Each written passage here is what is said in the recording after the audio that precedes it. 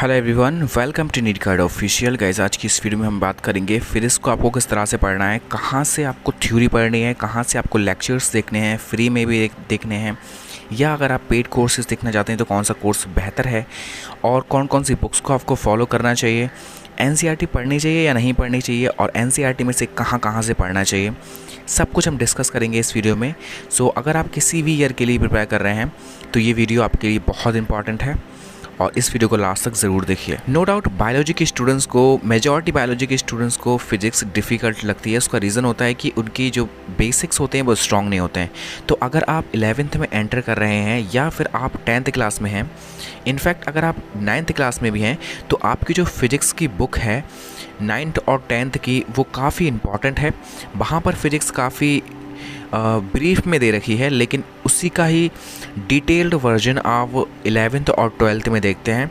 तो अगर आपने 9th 10th में फ़िज़िक्स अच्छे से पढ़ी होती है तो आपके बेसिक्स अच्छे होते हैं और आपको 11th में दिक्कत कम होती है। सो जो 9th और 10th के स्टूडेंट्स हैं उनको मेरी स्ट्रॉन्ग एडवाइस है कि प्लीज़ अपनी बुक को ज़रूर अच्छे से पढ़िए, अपने बेसिक को स्ट्रॉन्ग करिए, जिससे कि आप जब 11th में एंटर करेंगे तो आपको ज़्यादा दिक्कत नहीं आएगी। आपको लगेगा सारा का सारा आपका पढ़ा हुआ ही है, बस थोड़ा सा डिटेल में है।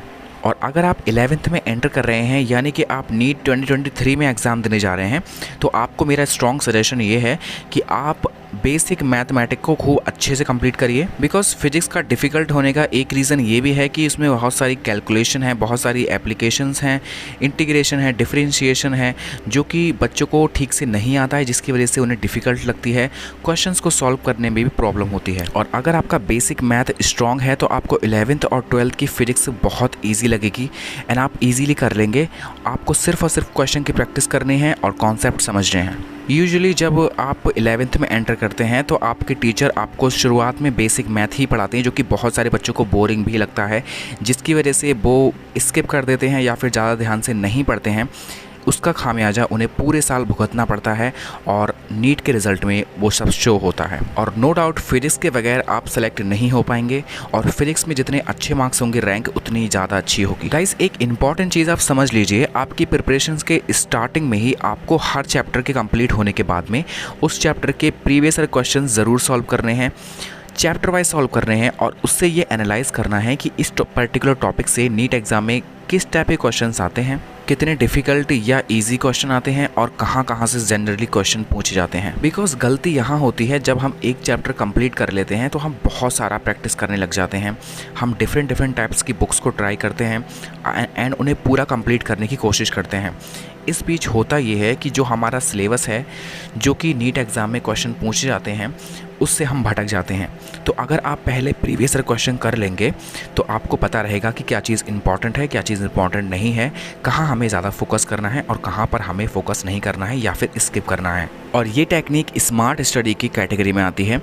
और जब आपको पता लग जाएगा कि किसी पर्टिकुलर टॉपिक में से कहाँ कहाँ से क्वेश्चन आते हैं, किस टाइप के क्वेश्चंस आते हैं, तो आप जब भी किसी रेफरेंस बुक में से प्रैक्टिस करेंगे तो आप उन सभी क्वेश्चन को एलिमिनेट कर पाएंगे जहाँ से कभी क्वेश्चन नहीं आया है या जिस टाइप के क्वेश्चंस कभी एग्जाम में पूछे ही नहीं गए हैं, जिससे कि आप सिलेक्टेड क्वेश्चन करेंगे लेकिन अच्छे क्वेश्चन करेंगे। एंड अगर कम क्वेश्चन भी प्रैक्टिस करेंगे तब भी चलेगा, लेकिन अच्छे क्वेश्चन होने चाहिए। अब आपको कन्फ्यूजन होता होगा कि हमें कौन सी बुक को फॉलो करना चाहिए, तो वो काम भी मैं आपके लिए आसान करने वाला हूँ। देखिएगा, इस वैसे तो मार्केट में बहुत सारी बुक्स अवेलेबल हैं फिजिक्स को अगर देखा जाए तो, लेकिन आपको किसी भी ऐसी रैंडम बुक को नहीं चुनना है। आपको सिर्फ उसी बुक को चुनना है जो कि कंप्लीट हो, जिसके अंदर सारी वैरायटी ऑफ क्वेश्चंस कवर हो, सारी वैरायटी ऑफ कॉन्सेप्ट कवर हो, और इस बुक को कंप्लीट करने के बाद में आपको किसी और बुक को करने की ज़रूरत ना पड़े। देखिए, हमारे पास सोर्सेस लिमिटेड होने चाहिए, लेकिन उनका हमें मल्टीपल टाइम रिविजन करना है, तभी हमें सक्सेस मिलेगी। और बच्चे यहाँ पर गलती कर देते हैं, राइट बुक को चूज़ नहीं करते हैं। वो देखते हैं कि हमारा फ्रेंड ये वाली बुक यूज़ करता है, उसके मार्क्स अच्छे आते हैं, चलो वो वाली बुक ले लेते हैं। फिर दूसरे दिन वो देखते हैं किसी और बच्चे को, फिर वो बुक भी ट्राई करने का सोचते हैं। तो ऐसे उनके पास बहुत सारी बुक्स एक सब्जेक्ट की इकट्ठी हो जाती हैं और किसी भी बुक को वो कंप्लीट नहीं करते हैं। एक चैप्टर एक्स बुक से किया, एक चैप्टर वाई बुक से किया, और किसी भी बुक को कंप्लीट नहीं करते हैं, जिसकी वजह से वो एंड एग्ज़ाम में लैग करते हैं। सो ये सबसे बड़ी बेवकूफ़ी होती है, और मुझे पूरा यकीन है कि आप ऐसा बिल्कुल भी नहीं करेंगे। जो मैं आपको सजेस्ट करूँगा, आप उस बुक को कंप्लीट करेंगे एंड उसे बार बार रिवाइज़ करेंगे, एंड ये आपके ना ही सिर्फ मार्क्स पर रिफ्लेक्ट होगा, एज वेल एज आपको मेहनत भी कम करनी पड़ेगी। चलिए अब हम बात करते हैं कि आपको क्वेश्चन प्रैक्टिस कहाँ से करनी है और कब करनी है। क्वेश्चन प्रैक्टिस करने के लिए आपको सबसे पहले तो एनसीईआरटी के क्वेश्चन प्रैक्टिस करने हैं। कैसे करने हैं?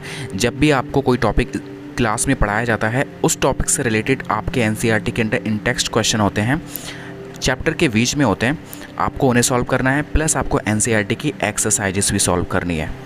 सो इस तरह से जब भी आप कोई लेक्चर पढ़ेंगे तो उसके बाद उस लेक्चर से रिलेटेड टॉपिक से आपको एनसीईआरटी से प्रैक्टिस करनी है, सिर्फ एनसीईआरटी से। और जब आपका एक चैप्टर कंप्लीट हो जाएगा तो उसके बाद आपकी एनसीईआरटी के जितने क्वेश्चन हैं वो आप ऑलरेडी प्रैक्टिस कर चुके होंगे। अब आपका दूसरा सोर्स है प्रीवियस ईयर क्वेश्चंस। एक चैप्टर के फिनिश होने के बाद में आप जब उस चैप्टर से related previous year question solve कर लेंगे तो आपको पता चल जाएगा कि कौन कौन से टॉपिक्स इंपॉर्टेंट है, कहाँ से क्वेश्चन आता है और कहाँ से क्वेश्चन नहीं आता है, तो उसे आप छोड़ भी सकते हैं। जिससे कि आप जब अपनी एक्सटेंसिव प्रैक्टिस करेंगे किसी रेफरेंस बुक से, तब आपको पता रहेगा कि कौन सा क्वेश्चन आपको सॉल्व करना है, कौन सा क्वेश्चन आपको सॉल्व नहीं करना है, जिससे कि आपका टाइम भी बचेगा और जो डिफिकल्ट क्वेश्चन है उस पर आपका टाइम भी वेस्ट नहीं होगा। तो क्वेश्चन प्रैक्टिस करने के लिए पहला सोर्स एनसीईआरटी, उसके बाद प्रीवियस ईयर क्वेश्चन एंड उसके बाद में आपको रेफरेंस बुक यूज़ करनी है। अब आपको मैं बताता हूँ कि आपको कौन सी रेफरेंस बुक को यूज़ करना है। फिजिक्स में क्वेश्चन प्रैक्टिस करने के लिए अभी के लिए मार्केट में सिर्फ एक ही बुक मुझे अच्छी लगती है पर्सनली, वो है डीसी पांडे नीट वाला वर्जन। अभी के लिए तो कोई और इससे अच्छी बुक नहीं आई है मार्केट में। हो सकता है इन फ्यूचर अगर आ जाएगी तो हम डेफिनेटली उसके बारे में डिस्कस करेंगे, लेकिन मैं पहले उसे खुद से चेक करना चाहूँगा कि क्या ये डीसी पांडे से बेहतर है या नहीं। अभी के लिए आप डीसी पांडे की बुक को परचेज कर सकते हैं और उससे प्रैक्टिस कर सकते हैं। चलिए गाइस, अब हम बात करते हैं कि आपको एनसीईआरटी पढ़नी है या नहीं पढ़नी है। अगर पढ़नी है तो क्या क्या चीज़ें पढ़नी है, एंड उसके बाद में हम बात करेंगे कि आप फ्री में कहाँ से फिजिक्स के सारे लेक्चर्स एक्सेस कर सकते हैं या फिर कौन सा पेड कोर्स ज्वाइन कर सकते हैं। देखिए गाइस, अगर मैं फिजिक्स की एनसीईआरटी की बात करूं तो सारी चीज़ें उसमें इंपॉर्टेंट नहीं हैं आपके लिए। कुछ चीज़ें ही इंपॉर्टेंट है जो कि आप पढ़ेंगे तो आपको बेनिफिट होगा। तो उसके लिए मैंने एक सीरीज़ स्टार्ट की थी, एनसीईआरटी हाईलाइटिंग सीरीज़, जिसमें हम एक एनसीईआरटी कंप्लीट कर चुके हैं एंड 12th की एनसीईआरटी चल रही है। बहुत जल्दी उस पर रेगुलर्स वीडियोज़ आएंगी एंड मैं आपकी पूरी की पूरी एनसीईआरटी 11th और 12th कंप्लीटली हाईलाइट कर दूंगा। जो चीज़ें आपको छोड़नी है, जो चीज़ें आपको पढ़नी है, सारी चीज़ें मैं आपको बता दूंगा। तो उसके लिए आपको टेंशन लेने की बिल्कुल भी ज़रूरत नहीं है। गाइस, मैं आपको एक चीज़ बताना भूल गया कि आपको एनसीईआरटी एग्जाम्पलर फिजिक्स में ज़रूर सॉल्व करनी है, लेकिन आपको ज़्यादा डिफिकल्ट क्वेश्चन नहीं करने हैं, आपको इजी क्वेश्चन करने हैं, लेकिन क्वेश्चन ज़रूर सॉल्व करने हैं बिकॉज वहाँ से कई बार क्वेश्चन नीट एग्जाम में आ चुके हैं मॉडिफाई होकर। चलिए हम बात करते हैं कि कौन कौन से बेस्ट यूट्यूब चैनल्स हैं जहाँ पर फ्री में आप फिजिक्स का कोर्स कंप्लीट कर सकते हैं। सबसे पहले बात करते हैं 9th और 10th के स्टूडेंट के लिए। सबसे पहले बात करते हैं एडू पॉइंट चैनल के बारे में। यहाँ पर आपको जो एडू पॉइंट मेन चैनल है वो 11th और 12th के लिए है, और ये एक चैनल है edu point 9th and 10th। यहाँ पर आपको 9th एंड 10th की एनसीईआरटी के कंप्लीट कॉन्सेप्ट मिल जाते हैं, फिजिक्स, केमिस्ट्री एंड बायोलॉजी तीनों सब्जेक्ट के।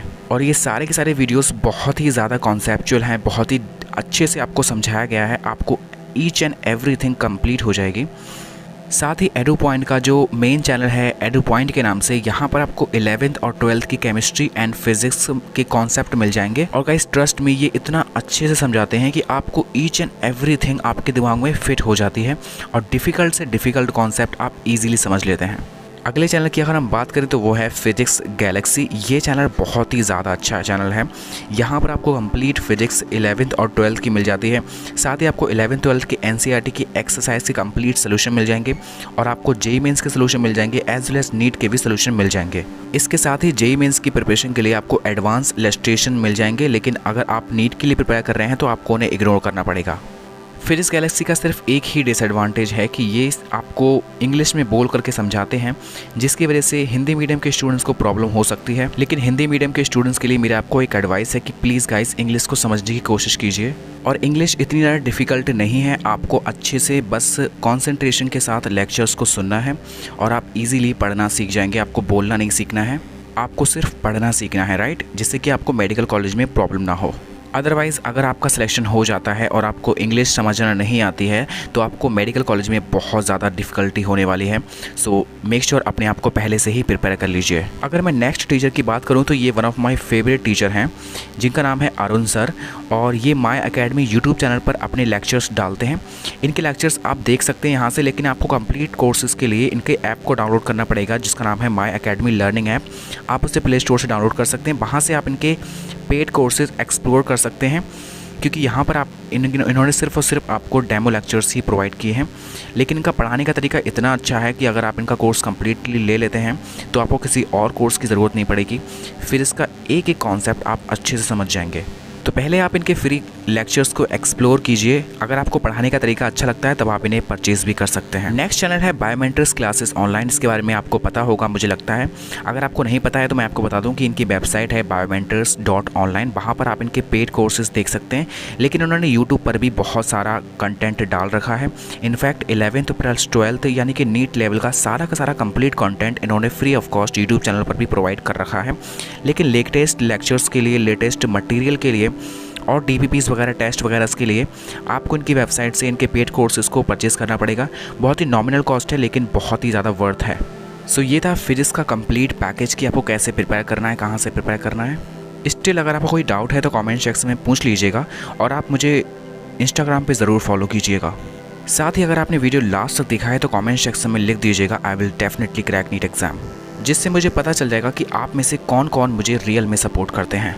और अगर आप इस चैनल पर नए हैं तो आप प्लीज़ प्लेलिस्ट सेक्शन को ज़रूर विजिट कीजिए। वहाँ पर आपको बहुत सारी बुक्स के PDF मिल जाएंगे। वहाँ से आप इजीली डाउनलोड करके पढ़ सकते हैं अगर आप बुक्स की हार्ड कॉपी को अफोर्ड नहीं कर पाते। अगर आपको मेरा काम अच्छा लगता है तो आप प्लीज़ इन वीडियोज़ को ज़्यादा से ज़्यादा स्टूडेंट्स तक शेयर कीजिए, एज वेल एज चैनल को सब्सक्राइब ज़रूर कीजिए। एंड ये हाईली रिकमेंडेड है कि आप इन 2 वीडियोज़ को ज़रूर चेकआउट करें। These are the most rated videos on my channel.